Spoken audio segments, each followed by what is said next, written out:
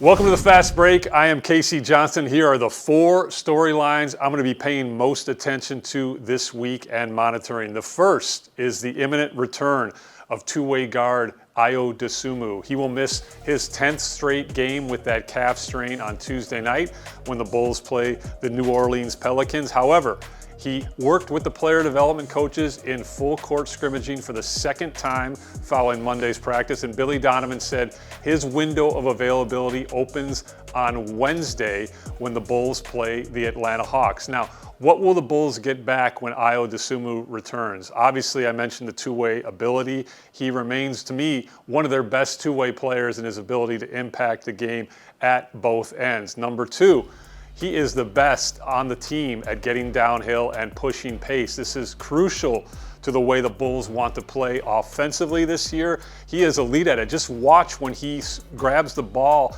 after a made basket and still pushes the ball up court.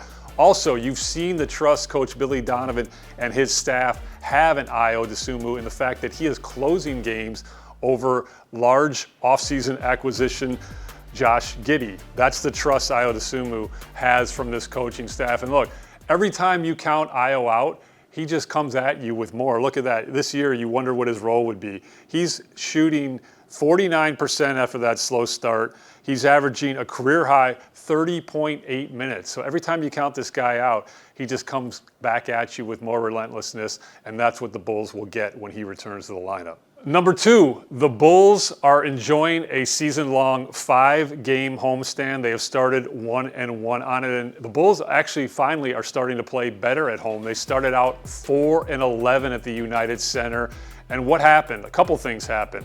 Billy Donovan moved shoot-around the morning practice on day of games from the Advocate Center across the street to the United Center.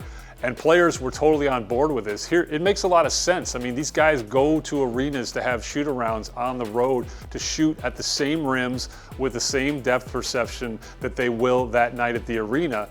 Why not try it at home? Now, I understand they have a wonderful practice facility across the street, but this move has made sense, and the Bulls are 6-6 at home since that move. Now, you might not say that 500 is a big deal, but when you start 4-11 at home, it is a big deal. Plus, the Bulls have won 4 out of their last 5 home games and had a chance to win that 5th game against the Sacramento Kings. So whatever the coaching staff and the players are doing, it's working. Why is this important? All you heard from Executive Vice President Arturas Karnisovas in the offseason was, we want to establish a home court advantage. 4-11 is not a home court advantage. 4-1 is a home court advantage.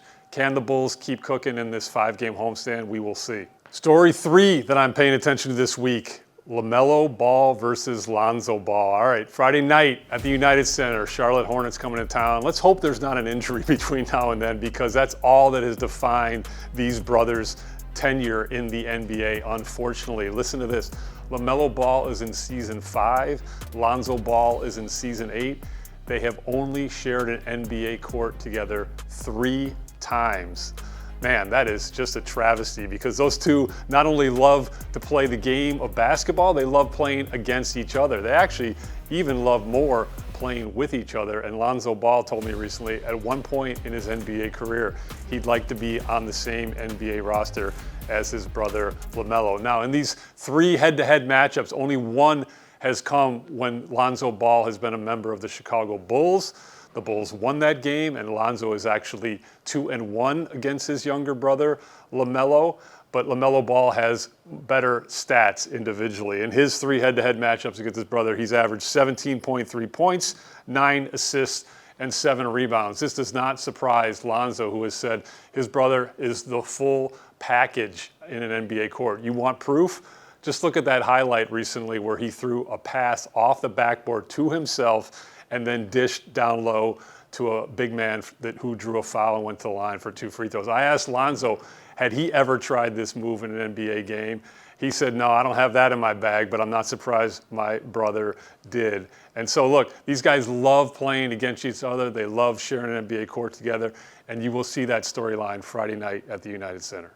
All right, story number 4 that I'm going to be paying attention to this week, and you could really say every week until the February 6th trade deadline, is trade rumors. Obviously, you continue to hear that the Bulls are going to be sellers between now and the February 6th NBA trade deadline, and nothing that has happened to this point has changed that. Now, I do think Zach LaVine will remain a Bull past the February 6th NBA trade deadline. I have not heard much momentum with anything regarding Zach LaVine. You did hear that rumor earlier in the season. It was actually not a rumor, it was fact. The Denver Nuggets inquired about Zach LaVine. No contracts made sense for the Bulls. You would have to loop a third team in to make that deal work. And to this point, I have not heard any momentum regarding that. I can tell you this, Zach LaVine is preparing to be a Bull for the rest of the season, if not beyond that. And he is a player at peace.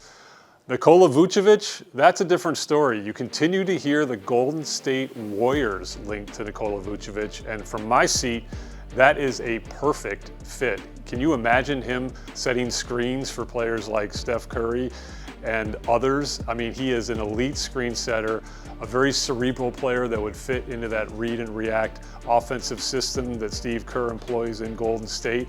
And you've basically heard Draymond Green begging for big man help throughout this season. Vooch would be a perfect fit there. There are actually multiple ways to make that deal work from a salary structure. They have expiring contracts in players like Gary Payton III and Kevon Looney, who has fallen out of Steve Kerr's rotation.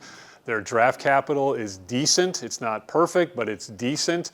It's the question of how much are they willing to pay, and are they going to maybe chase bigger fish than Nikola Vucevic? But that is certainly a storyline that I will be monitoring this week and as you move forward closer to the trade deadline. As for other players, look, man, the Bulls are open for business. They're not looking to give away anybody, but if the right deal comes along, they will make it.